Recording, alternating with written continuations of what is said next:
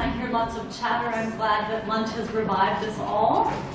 I want to start my presentation by humbling myself and making a few caveats. Like my colleague, I am a UN staff member, so I should say that my views do not represent the official views of the UN. And I'm making a point to say this especially because I plan to criticize the UN. But I promise to be democratic and inclusive of my criticism, including other institutions as well. And I also plan to end on a positive note. I also want to say that I'm quite humbled before this audience because David and Avi and others are here who, frankly may know far more than I do about this topic. So I do want to invite them, especially in the question and answer sessions, to participate and contribute their opinions and knowledge as well. And my third caveat is in 30 minutes I could never possibly portray the complexity of this topic. So, anything that I've left out or did not explain sufficiently is really my mistake, and I look forward to your questions to bring those to my attention. So I'll just start with a quick summary. And again, this is one of the areas where I know I will never do the topic justice, but just a quick summary of the conflict to make sure that we're all on the same page for the purposes of discussion. So the conflict in East Timor, I'm going to frame it in terms of starting after the decolonization process, when Portugal began this process in all of its colonies. East Timor was a colony of Portugal for approximately 400 years. This decolonization process started in East Timor in 1974. In 1975, the Indonesian military forces entered East Timor and it became annexed as part of Indonesia, and decades of conflict followed. In 1999, the UN administered and monitored a popular referendum regarding self-determination of this territory. And that resulted in the majority of the population voting for independence. And there was mass violence both prior to and following this referendum. And it's really the events of 1999, which I will focus on more in this presentation.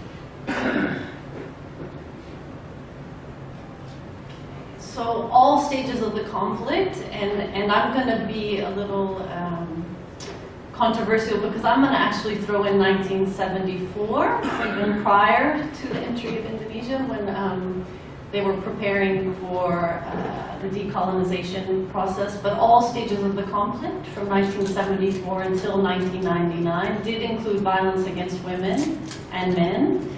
And violations against children. And all parties to conflict, these violations have been documented by all the parties to the conflict, yet very few efforts towards accountability for those violations have been made, and the question to pose is why?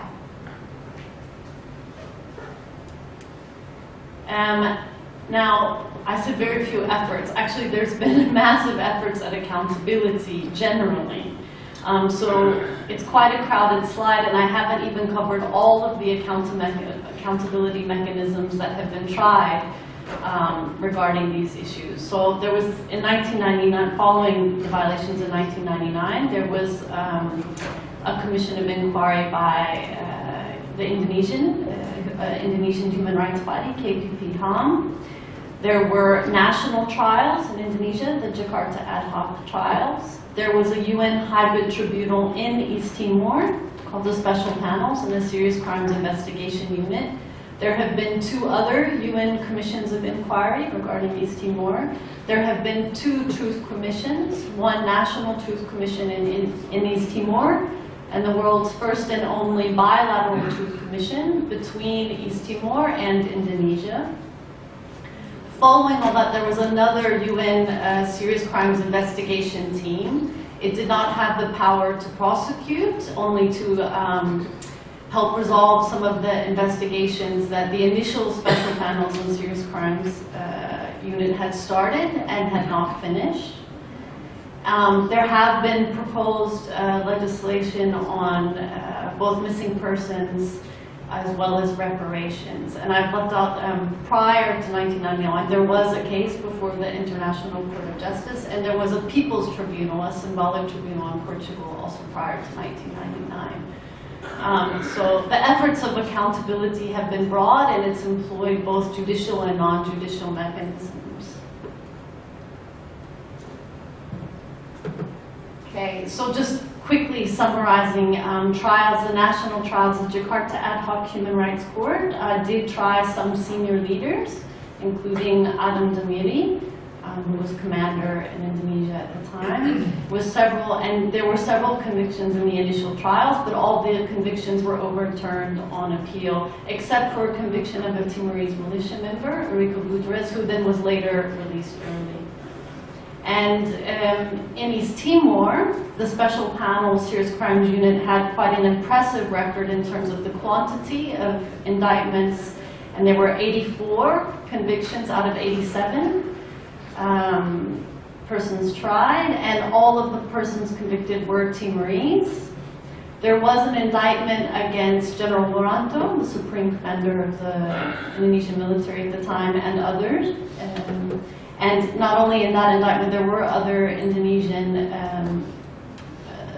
military leaders who were indicted for other crimes, but none of them have gone to trial. And the trials in both circumstances were limited only to offenses committed in 1999, nothing prior to that.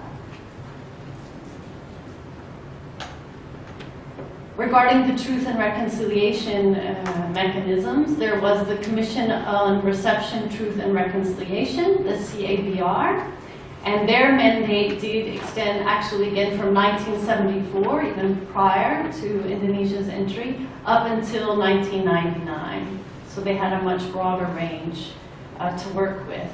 They also held community-based reception hearings, and these were meant to deal with non-serious offenses. So within East Timor, the Special Panel Serious Crimes Unit worked on serious crimes.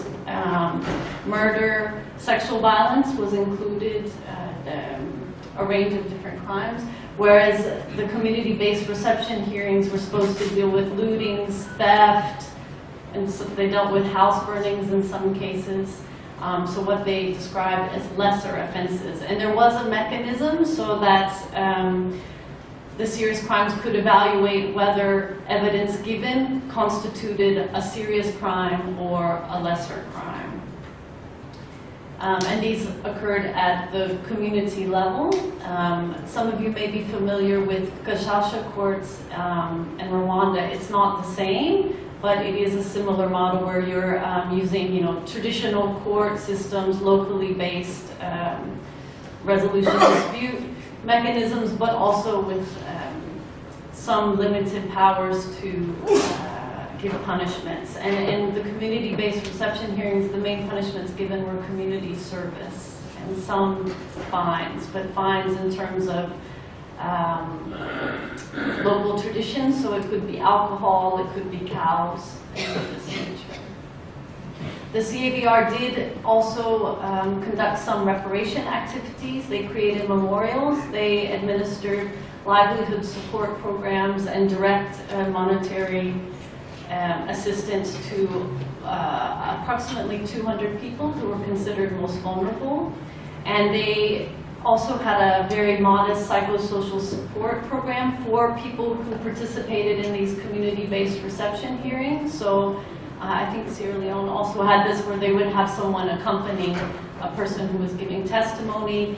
They also did some community healing workshops and then had some special support groups that they created for victims who gave testimony. The Commission on Truth and Friendship between Indonesia and Timor-Leste dealt with what they called institutional responsibility, and this did result in state apologies and acceptance of symbolic institutional responsibility. There were recommendations made to pursue different acts that could be considered part of a repertory program as well. In terms of reparations in East Timor, in 2010, draft legislation was created and presented to the Parliament on missing persons and another law on a reparations program, including establishing what they call the Memory Institute. The resolution was adopted to consider the legislation by the parliamentary committee, but the laws never passed, and actually the Parliament in plenary never debated the laws. And until this day, it continues to be postponed. However, the government has sponsored a pretty broad array of memorial projects, both at the national and the local level, including memorials for the Leigh-Ashley massacre and a historical preservation of a prison site. The same for a site where a massacre occurred in Suai and Santa Cruz. They continue to maintain the building where the CAVR Truth Commission was held, which is actually a former detention center, and maintain the records as a memorial to victims and survivors. However, the focus has been primarily on programs for veterans rather than victims and survivors. And with the reparations debate, one of the reasons that it has been continually delayed is the argument is first we need to establish a program to provide compensation to veterans, and then we'll look at reparations based on human rights violations.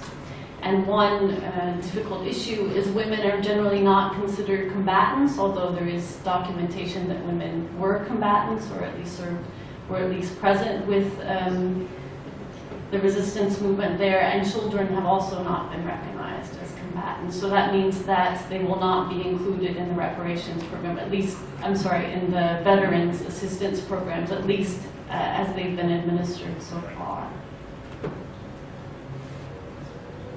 So what are the key outcomes of all of these different transitional justice mechanisms? Overall, there's been prosecution of what we call the little fish, low-level leaders, Timorese, but no high-level leaders, no meaningful convictions or prosecutions of Indonesian leadership. There is quite a substantive historical record. Thousands and thousands of testimonies have been taken and preserved.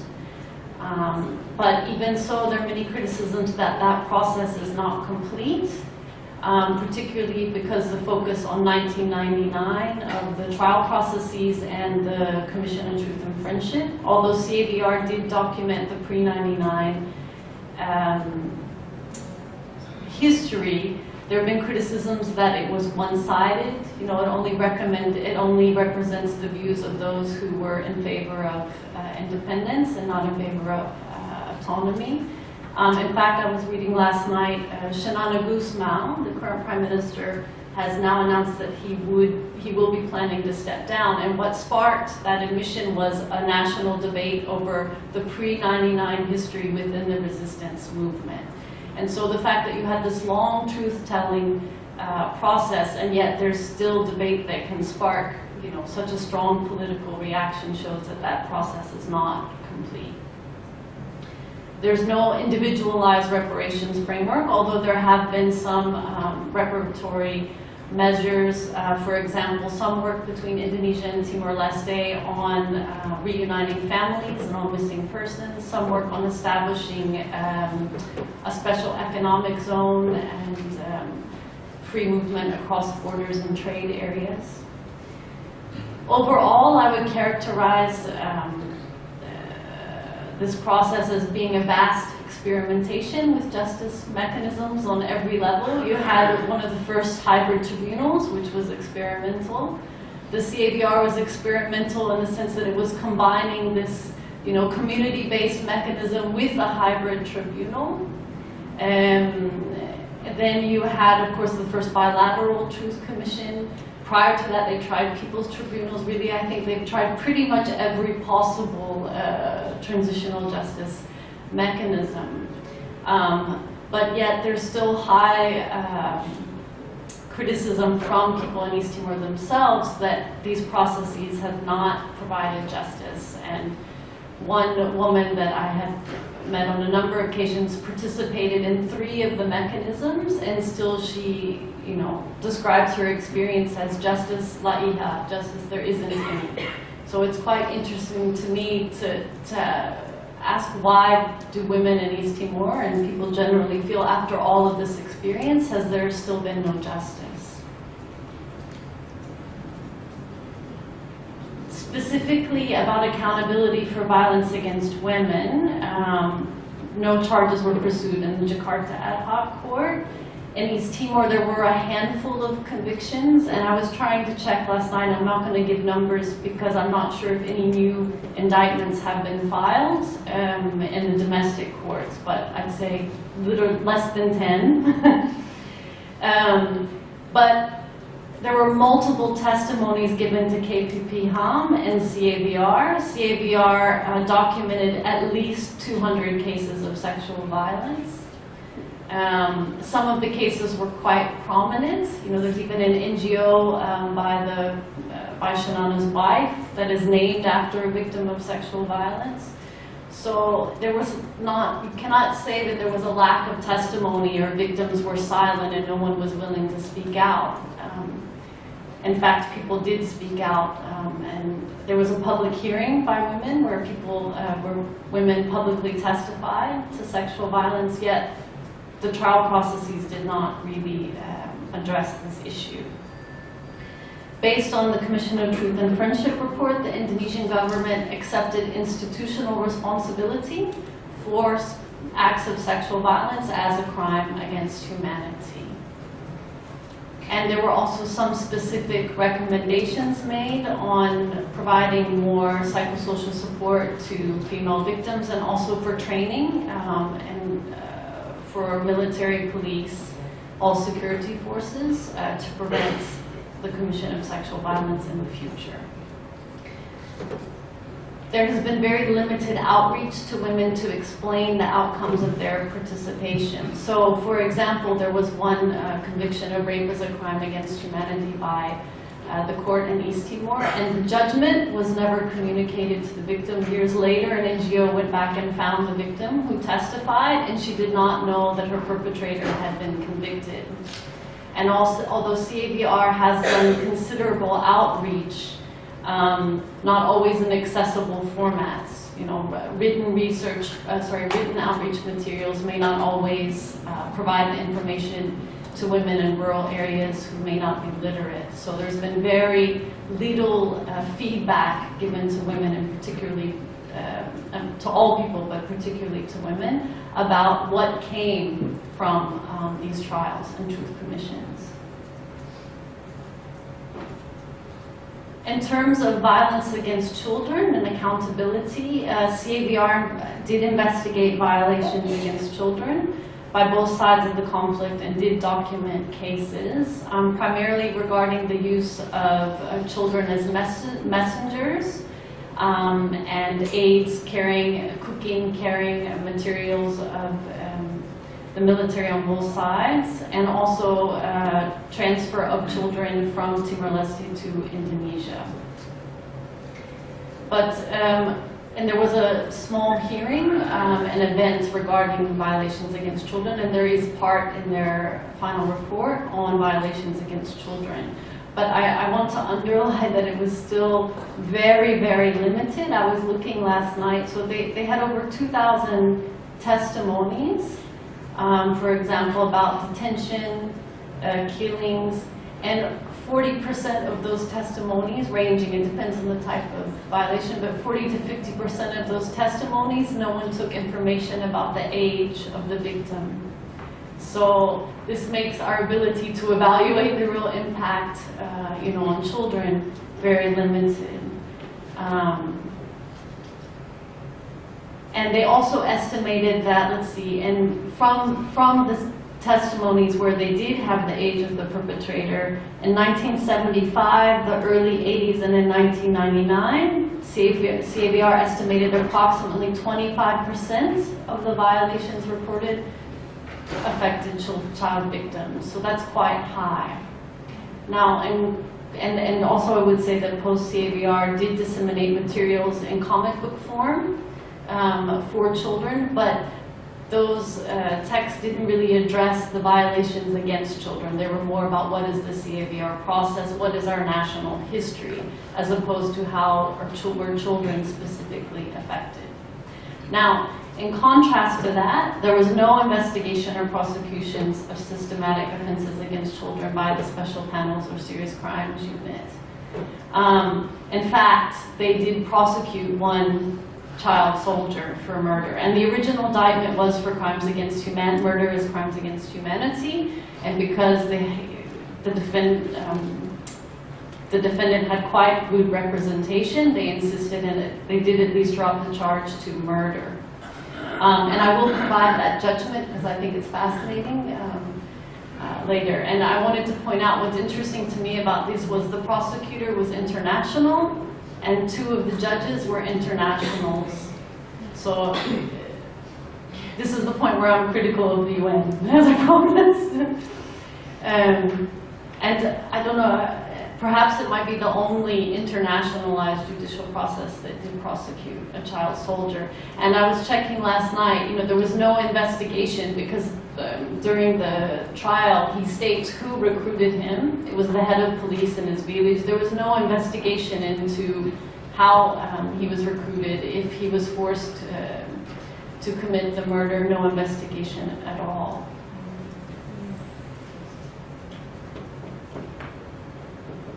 So I did want to provide some examples of community-based initiatives from Timor-Leste about responses. And again, children were largely left out of these processes, but women did receive quite a few services.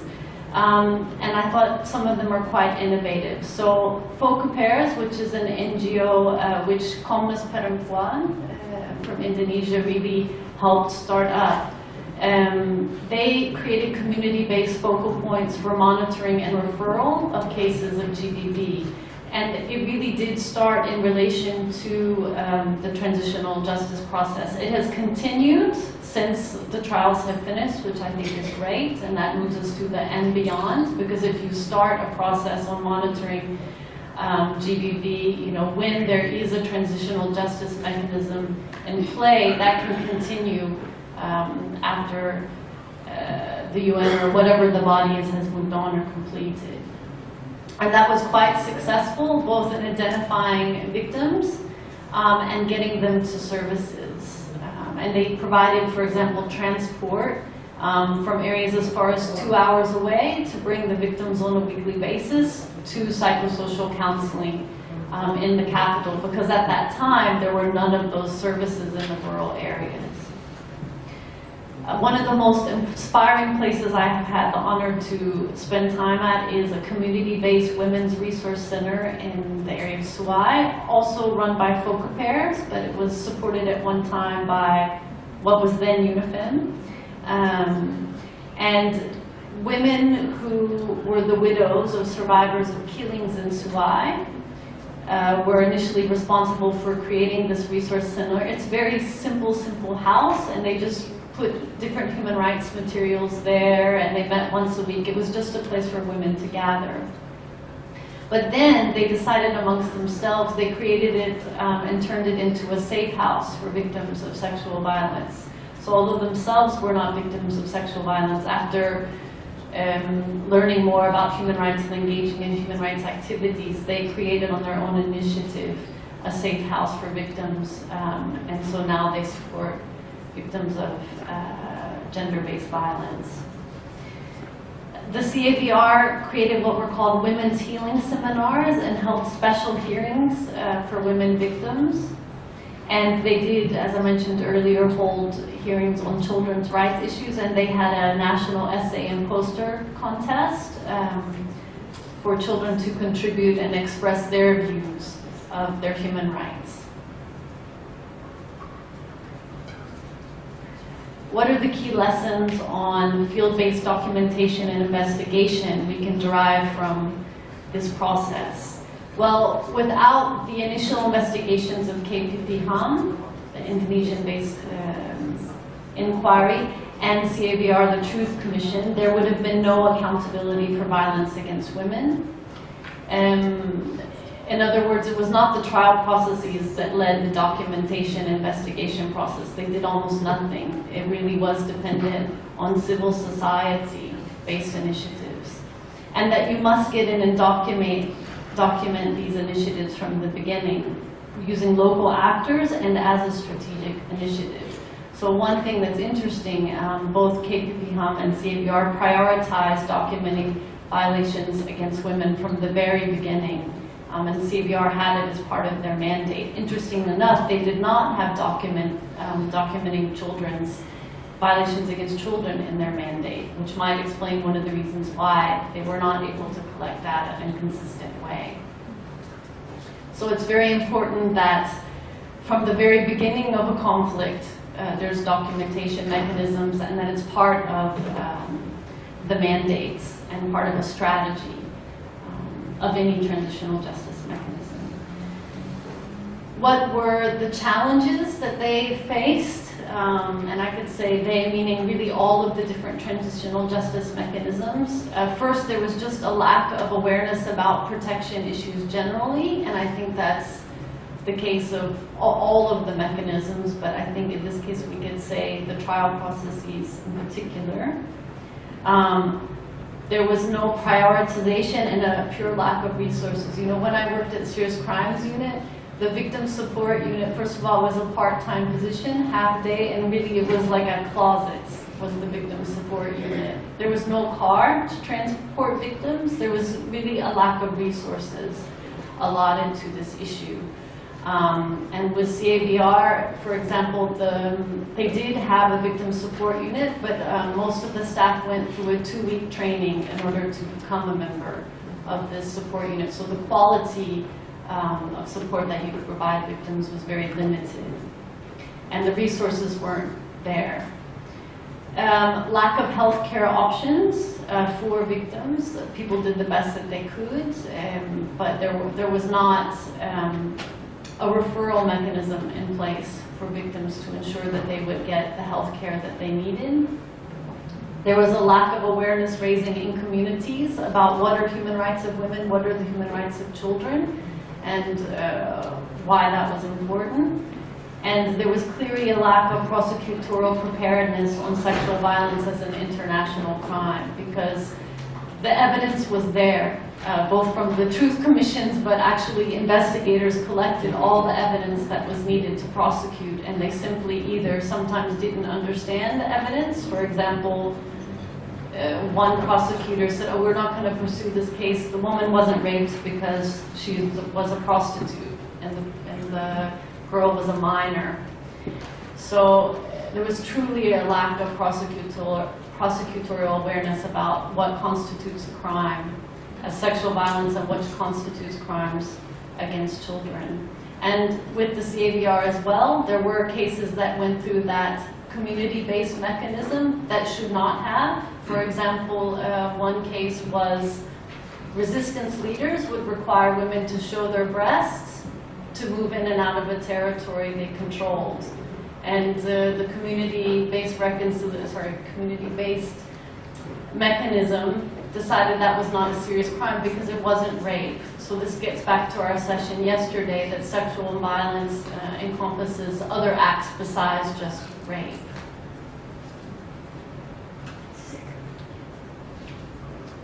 Okay, now I promise to be a little more positive and to be more understanding. So what are some of the realities of documenting crimes against women and children in conflict, to be fair to these different mechanisms? First of all, there's security limitations.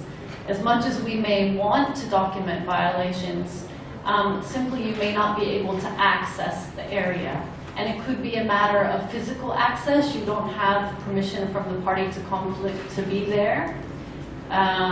It could be you have permission of one party but not the other. And then there's the issue of the security of the survivors themselves. Because, for example, if I roll up in my big UN car, either in a conflict or even post-conflict situation, everyone in that village is going to know who spoke to me, okay? And if they know, even worse, I'm the Women Protection Advisor, everyone will think no matter who I speak to, oh, that person must be a victim of rape, right? Now, there are all kinds of tricky ways. For example, yes, I'm a Women Protection Advisor, but we embed ourselves in other types of human rights investigations, so people won't automatically assume if I speak to someone, it can only be about rape. We make sure that we discuss a range of topics, right? But security can be related to the situation or the security of the survivor. Communications limitations. In East Timor, even now, but especially in the early days when I was there, simply there's no phone access. There's no radio access. You cannot reach people, even within your own team. And this can be a huge challenge in investigation. And also in follow-up and outreach. You cannot do SMS campaigns effectively in rural areas, for example, or provide TV. Radio is your best case, but you have to be quite creative. Another issue is in any conflict situation and even post-conflict situation, humanitarian needs are and should be prioritized. But that means if you want to go document a case, you get into all kinds of complicated issues about are you going to supply me food? Are you going to supply me housing in exchange for testimony? And this can be quite difficult to manage. And one problem in East Timor, for example, some of the evidence collected by NGOs about sexual violence, the NGOs were not trained and they went in and offered rice, for example, and told people that they were looking for evidence of sexual violence. And they received testimonies, but the evidence could not be used. It was, not useful at the time. So how you go about getting testimonies can be very important, and how you go about ensuring that humanitarian needs are fulfilled first, but without jeopardizing the ability to later go back and investigate is very important. Then also the challenges of working with mobile populations, IDPs and refugees. People are on the move in any conflict or post-conflict situation. So for example, you may receive information about a case, but you may not be able to track the victim, or you may be able to meet and explain the process and then never be able to find someone again to collect the testimony. So this is something one has to be quite creative about. In terms of sustainability and investigating with mobile populations. There are also protection limitations to the use of local and national staff, particularly for interpretation. So a victim may be willing to speak to me as an international because they think that I'm not part of the conflict, but I may have to have a translator. And so then you lose the ability to speak directly. Or in ethnic conflict situations, they may not be willing to speak to someone from a particular ethnic group. They may not be willing to receive medical services or psychosocial support services from a particular ethnic group or nationality. So these are some of the challenges that you may face. And finally, just low levels of awareness of child and women's rights. Yesterday, as you were saying, many boys may not realize that it's a violation of their rights to be treated that way. Or women may think, well, I only had to show my breast, I wasn't raped. So there has to be a certain awareness for people to report. So some things to consider about this case is accountability can be pursued in a number of ways. You don't have to choose either judicial or non-judicial mechanisms, and there can be many combinations. But unless each of them, or whatever combination you choose, is backed by political will and sufficient and appropriate resources, sufficient in terms of budget, appropriate meaning persons with the requisite expertise, and if the priorities are not established at the beginning to investigate, document, prosecute, violations against women and children, I think that it's doubtful that that satisfaction or justice will be achieved. So I don't think that it's so much about which mechanism you choose, but the commitment made to whatever mechanism you choose that's most important. And then to wrap up our discussion about how to support documentation, investigation, and accountability, a question I'm posing is based on your declaration: how can ASEAN members support accountability efforts in post-conflict and emerging conflict situations? And these are just ideas I'm throwing out for discussion, definitely not answers. But inter and intra-state diplomacy to ensure that peace negotiations, for example, address the issue of violence against women and children and men. Ensuring there are no amnesties, and that should be really for all human rights violations, but you can include specific causes: no amnesty for acts of sexual violence, or no amnesty for violence against women and children. You can also ensure that there are commitments made by parties to conflict. So the Geneva call information was quite useful for me. I was taking notes, but that's one mechanism to compel commitments by the parties to conflict.